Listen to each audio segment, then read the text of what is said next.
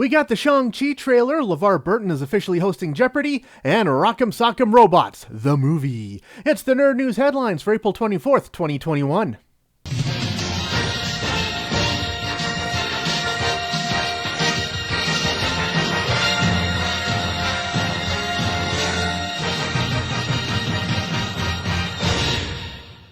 Afternoon all, your old pal Mark Cappis here with another installment of Nerd News Headlines, where I catch you up on all the nerdy news you may have missed in the past week.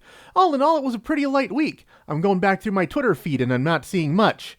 See, I usually share the articles that I pull this news from on my social media feeds first, so if I didn't post that much, that means it's a light week. Anyway, let's do this. Marvel Studios got our week off to a good start by giving us the first trailer for Shang-Chi and the Legend of the Ten Rings. The film is Marvel's first to feature an Asian superhero in the lead.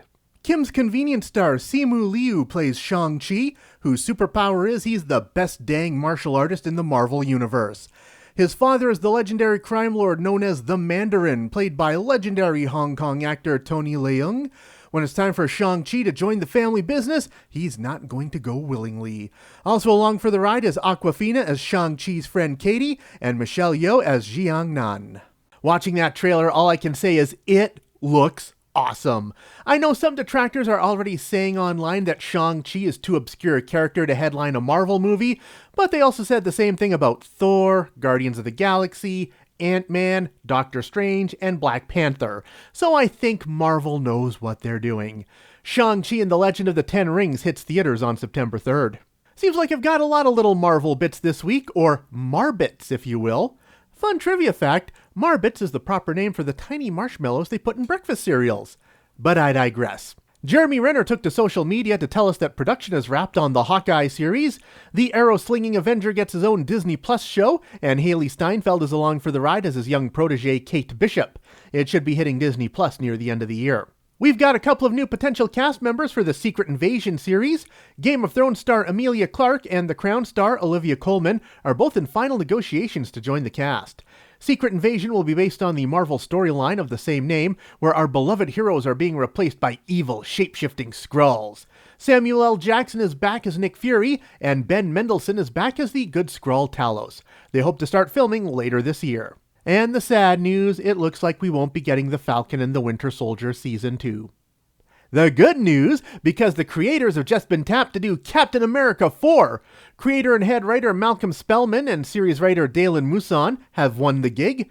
If they stick with the ending of Falcon and Winter Soldier, I'm assuming it'll be about Sam Wilson taking on the mantle. Oh, don't complain to me about spoilers. If you're watching this show, you've watched the finale already. No word yet on when Captain America 4 hits theaters. One last thing and then we'll give Marvel a rest. Sony has just signed a deal with Disney to be the first non-Disney owned company to have their stuff on Disney Plus. A guy on Reddit explained it like this. Starting next year, when a Sony movie hits theaters, 9 months later it's going to pop up on Netflix. A year after it's on Netflix, it'll go to Disney Plus. This also gives Disney Plus access to Sony's back catalog. So soon on Disney Plus you'll be seeing stuff like Jumanji, Hotel Transylvania, and, no doubt what triggered all this, the Spider-Man films. Finally, the entire Marvel Cinematic Universe will be on one streaming service. Well, except for the Incredible Hulk, because Universal still owns a piece of that, so you'll probably have to find that on Peacock. Alright, let's take a look now at the distinguished competition, DC. It's finally official, Michael Keaton has joined the upcoming movie version of The Flash as Batman. Keaton's been kind of on the fence about it lately, because with the pandemic going on, he expressed doubts about going to the UK for filming. But Keaton's agent sent out the news release this week that his plane has touched down in London, and he'll start filming soon. Ezra Miller will be back as Barry Allen, the fastest man alive, after having first played him in Justice League. They're hoping The Flash will be in theaters in time for Christmas. Congratulations, Internet, you made it happen! LeVar Burton is going to be one of the guest hosts on Jeopardy! As we all know, sadly, Alex Trebek passed away late last year, and the last of his Jeopardy episodes aired in January. Ever since then, Jeopardy has had a rotating cast of guest hosts, including Jeopardy champion Ken Jennings, Big Bang Theory star and real-life neurobiologist Mayim Bialik, and TV news anchor Anderson Cooper. The internet has been lobbying to have Burton as host, as there's a couple of generations who fondly remember him as the guy from Reading Rainbow and put him up there with Mr. Rogers and Bill Nye the Science Guy. Burton's episodes will be airing in the last half of July. Vin Diesel is going to be giving us a movie version of the classic board game Rockem Sockem Robots. Diesel will be both producing and starring in the film, based on the game where you just have a couple of toy robots beat each other senseless.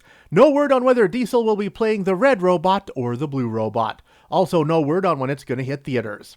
The cast of Indiana Jones 5 continues to grow. Thomas Kretschmann has joined the cast. You might remember him from such films as Baron Strucker in Avengers Age of Ultron and the Sea Captain in Peter Jackson's King Kong. He joins the already announced Mads Mikkelsen and Phoebe Waller-Bridge in unknown roles, and of course the returning Harrison Ford as Indy. Indiana Jones 5 will be hitting theaters in May of 2022. And it looks like Disney's getting closer to their reboot of the Haunted Mansion movie. Dear White People director Justin Simien has just signed on to direct. Simien is already working for Disney, developing a Lando Calrissian series for Disney+. Disney's been trying to get some kind of reboot of the Haunted Mansion off the ground for a few years now. Kate Dippold wrote the latest draft of the script. She worked on the 2016 Ghostbusters. With Simien on board, hopefully it'll finally become a thing. Be a nice Halloween double feature with Hocus Pocus. And that's all I got this week. Kind of a light week, and that's all right. Spring is still here. We got sunshine outside, although it's got a darn cold wind, so you still got to put on a jacket when you go outside. Bye!